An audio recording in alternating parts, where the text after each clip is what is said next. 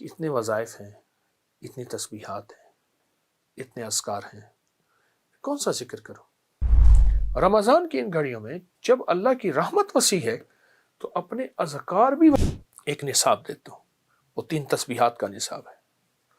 ایک تسبیح جو 3 تسبیحات صبح شام اہتمام سے کرے، صرف اللہ پاک مرنے سے پہلے اسے جنت میں اس کا محل اور اعلیٰ مقام دکھائیں گے، اور وہ اس وقت تک اللہ اس کو موت نہیں دیں گے۔ فلاں چربیاں بڑھ گئیں، پیٹ ویٹ بڑھ گیا اور وہ بالکل بہترین فٹ ہونا چاہتا ہے، دن میں انشاءاللہ آپ کو بہت فائدہ ہوگا۔ اور یہ 3 تسبیحات کا اہتمام اگر کریں انشاءاللہ دنیا آخرت کا نفع ہوگا۔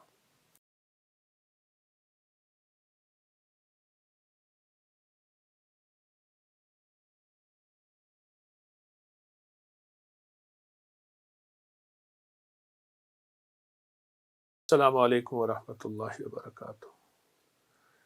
22واں روزہ ہے۔ اچھا، ایک چیز اکثر ذہن میں آتی ہے کہ اتنے وظائف ہیں، اتنی تسبیحات ہیں، اتنے اذکار ہیں، کون سا ذکر کروں؟ ایک سوال تو یہ ہے۔ ایک سوال یہ ہے کتنا کروں؟ زندگی کے اور بھی اللہ نے ضروریات ساتھ لگا رکھی ہیں، مجبوریاں بھی ساتھ لگا رکھی ہیں۔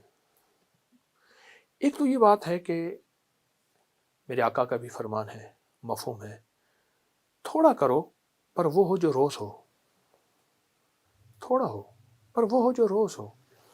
آج تو دن رات ایک کر دیا، کل تھوڑا بھی نہ کیا۔ ایک تو یہ درخواست ہے، اللہ زیادہ کی توفیق دے اور زیادہ پہ استقامت ہے تو اور خوشی کی بات ہے۔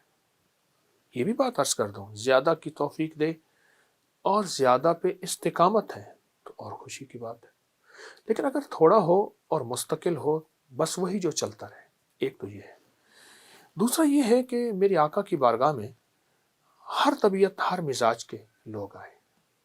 ان پڑھ بھی آتے تھے اور بہت زیادہ ان پڑھ بھی آتے تھے، دیہاتی جسے آرابی بدو کہتے ہیں وہ بھی آتے تھے۔ نبی تو میرے آقا کی شفقت تو سب کے ساتھ تھی، محبت تو سب کے ساتھ تھی۔ اب ہر بندے کو ایک تسبیح بتاتے تھے، ذکر بتاتے تھے، اعمال بتاتے تھے۔ اب ایک بندے کا سوال ہے کہ میں کون سا ذکر کروں، کون سا عمل کروں؟ تو ہمارے بڑے بتاتے ہیں کہ اپنے آپ کو کسی کے حوالے کر دیں، جسے پیر و مرشد کہتے ہیں، یا سارے معمولات کر سکتے ہیں، یا پھر اپنے آپ کو کسی کے حوالے کر دیں، پھر وہ جیسے اپنے معمولات تمہیں دے وہ ویسے کرے۔ اس کی مثال یوں دیتے ہیں، جیسے ہر دوا شفا ہے، پر میرے لیے کون سی دوا شفا ہے؟ ہر دوا بیماری کا علاج ہے، ہر جڑی بوٹی بیماری کا علاج ہے، ہر گولی کیپسول ٹیکا بیماری کا علاج ہے، پر میرے لیے کون سی دوا ہے؟ یہ بہت ضروری ہے، یہ بہت ضروری ہے۔ رمضان کی ان گھڑیوں میں جب اللہ کی رحمت وسیع ہے تو اپنے اذکار بھی وسیع کیجیے۔ میں ساتھ یہ بھی عرض کروں گا، لیکن اگر آپ کو اللہ کا کوئی نیک بندہ مل جائے تو اس سے اپنے اذکار منتخب کرا لیں، اور اس سے بڑا فائدہ ہوتا ہے۔ انسان جو ہے وہ پھر اس ترتیب سے اس روحانی دنیا سے چلتا رہتا ہے، اور جب چلتا رہتا ہے تو انشاءاللہ اس کی طرف خیر متوجہ ہوتی ہے، رحمت متوجہ ہوتی ہے۔ میں آج آپ کو ایک نصاب دیتا ہوں، وہ 3 تسبیحات کا نصاب ہے۔ ایک تسبیح 3 کلمہ، ایک تسبیح درود پاک، اور ایک تسبیح استغفار کی۔ 3 کلمہ پڑھنا ہے اللہ کی عظمت کے استحضار کے ساتھ۔ دیکھیں، میں ایک بات اکثر عرض کرتا ہوں، ہم دعائیں پڑھتے ہیں، مانگتے نہیں ہیں۔ ہم نے یہ ایک تسبیح مانگ کے پڑھنی ہے۔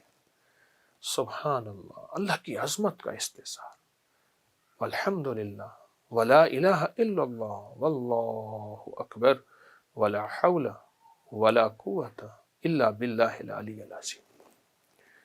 اور درود پاک سرور کونین صلی اللہ تعالی علیہ وسلم کے احسانات کا استحضار ہو، ماں کا احسان، باپ کا احسان، استاد کا احسان، کسی محسن کا احسان، پر کائنات میں سب سے بڑا احسان میرے کملی والے کا ہے، میرے آقا کا ہے۔ اور استغفار پڑھتے ہوئے یہ تصور ہو، یا اللہ ساری کائنات ایک طرف، میں دنیا کا سب سے بڑا مجرم ہوں، میں دنیا کا سب سے بڑا گناہ گار ہوں، اے سخی آقا، سب معاف ہو جائیں گے پر میں معاف نہیں ہوں گا۔ نہ میں سونی نہ دولت پلے، کیوں کر یار مناواں ہو، اے دکھ سانو ہر دم راسی، روندی ہی مر جاواں ہو۔ استغفار اس کیفیت کے ساتھ، استغفار اس کیفیت کے ساتھ۔ ایک درویش نے یہاں تک فرمایا جو 3 تسبیحات صبح شام اہتمام سے کرے، صرف 3 سال، 3 تسبیحات صبح شام 3 سال اہتمام سے کرے، توجہ سے کرے، دھیان سے کرے، اللہ پاک مرنے سے پہلے اسے جنت میں اس کا محل اور اعلیٰ مقام دکھائیں گے، اور وہ اس وقت تک اللہ اس کو موت نہیں دیں گے جب تک کہ اس کا اعلیٰ مقام اس کو دکھا نہ دے۔ تو رمضان کی گھڑیوں میں ان تسبیحات کا اہتمام اللہ توفیق دے کر لیں، اور رمضان کے مبارک لمحات میں 22واں روزہ ہے، باقی 8 روزے باقی رہ گئے، تو یہ بھی کر لیں، 22 روزے باقی ہیں، ضرور کر لیں۔ لیکن چلتے چلتے میں ایک طبی ٹوٹکا بھی ضرور بتاؤں گا۔ آلو بخارا خشک، آلو بخارا خشک جس کی کائے نہ جاتی ہو، اور کائے کسی چیز سے نہ رک رہی، حاملہ کی کائے بھی، اس کو خشک آلو بخارا ٹافی کی طرح چسائیں۔ جو کہتے ہیں میری چربیلے نظام، کولیسٹرول فلاں فلاں چربیاں بڑھ گئیں، پیٹ ویٹ بڑھ گیا، اور وہ بالکل بہترین فٹ ہونا چاہتا ہے، دن میں چند 7 8 10 آلو بخارے، یہ عام دنوں میں، اور رمضان میں صبح شام چوس لیں۔ آلو بخارے کا چوسنا معدے کے السر، گرمی، تیزابیت کے لیے، موٹاپے کے لیے، اور ہائی بلڈ پریشر کا زبردست علاج ہے۔ آلو بخارا، خشک آلو بخارے کی بات کر رہا ہوں، اس کو چوسیں، چوستے رہیں، گٹلی پھینک دیں۔ بہت فائدے ہیں اس کے، بہت نفع ہیں۔ موٹاپے کا علاج، پیٹ کے بڑھنے کا علاج، اور یہ ہائی بلڈ پریشر کا علاج، سخت پیاس کا علاج، سخت گرمی کا علاج، لو کا علاج، جلن کا علاج، اور اس کے علاوہ منہ کے چھالوں کا علاج، معدے کے السر کا علاج، بواسیر کا علاج، آلو بخارا منہ میں رکھ کے چوسیں۔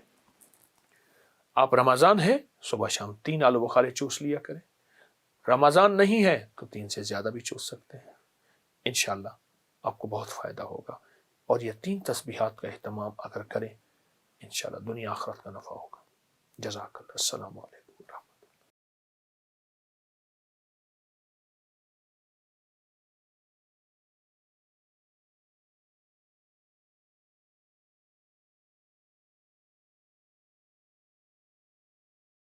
اچھا، اونٹ کی ہڈیوں کے حوالے سے سامنے ہڈیاں دیکھ رہا ہوں میں، یہ کن کن کی ہیں؟ خالی اونٹ کی ہڈیاں ہیں یا کوئی اور بھی؟ صرف اونٹ کی ہڈیاں ہیں، اور اونٹ کی یہ دیکھیں نا، اونٹ کی کھوپڑیاں پڑی ہیں۔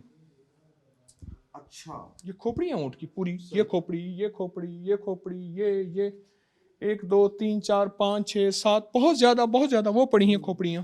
اس میں کوئی حکمت بھی بیان؟ اونٹ کی جو ہڈی ہے یہ جادو کا علاج ہے، نظر بد کا علاج ہے، اور اونٹ کی ہڈی سے جادو جنات نہیں ہوتی ہے۔ یہ میں نہیں کہتا، یہ ہماری تاریخ کی کتابوں میں، روحانیت کی کتابوں میں یہ باقاعدہ بہت زیادہ اس کے حوالے بھی ہیں اور اس کی تاریخ بھی ہے۔